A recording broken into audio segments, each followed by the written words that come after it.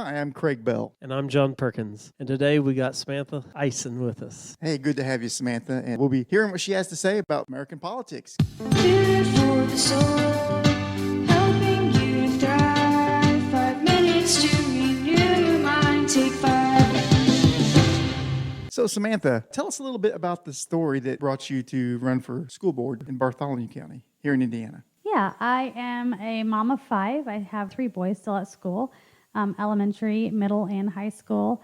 And I just was not okay with how things were going. I had a middle schooler at the time, and first 9 weeks of school, he was depressed, down on himself, suicidal, and I couldn't get any help within the school system. And that was my first thought of what's going on here? What do I want to change? Why are we doing this?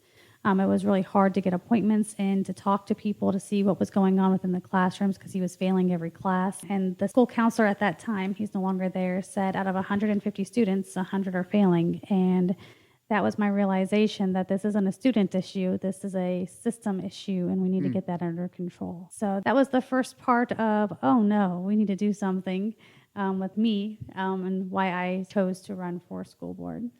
Was you ever in any politics before?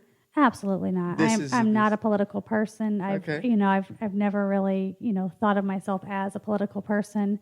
Now I am. Now I am fighting the good fight. I know that we have a lot of change that we need to make. Our schools have been going in the wrong direction for many years, and it's time that we take those back. So you were a mom who had enough and decided to take action. Yes. So what would you say to the average American person who's listening, because this program is aired different states across the U.S.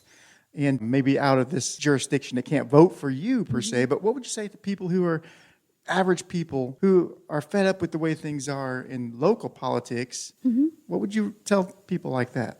I would tell you to get involved. I would tell you if you think that it's not happening in your area, you're wrong. It is happening. I would say, even Tom Glick and David Taylor, very strong conservatives on what's happening in our schools and also want to make a change. But we need to protect Title IX. We need to keep boys in boys' bathrooms. We need to keep girls in girls' bathrooms. Our kids are not having any expectations currently, and we need to bring back higher expectations. I think you just gained the support of all of our listeners. Something that we keep hearing is that so many things happens and the parents never hears about. Yeah, so we've had, BCSE is currently, I know of 4 gun threats. We've had one at Northside. Parkside, everybody knew about. They knew about it because the children were so young. They're not used to that.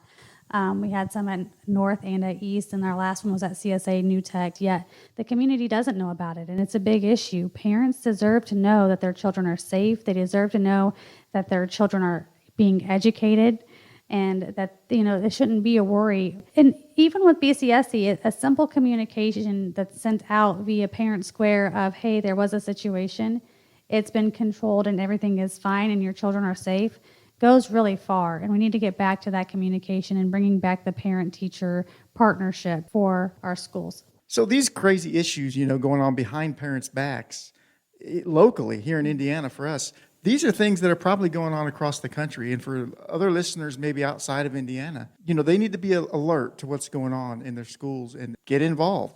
Attend the meetings. Let your voice be heard. That is my entire campaign. Speak up, Columbus. Let your voice be heard. We need parents to speak up. We need the community to understand that we're here to listen and we want to help them. Tom, David, and I all 3 align on the same areas that we need to improve, whether it's transparency within the administration or financial responsibility, with our taxpayers. It is necessary for that partnership, and you should be getting involved. And a lot of people are like, I will die for my child. I will do anything I can for my children or my grandchildren.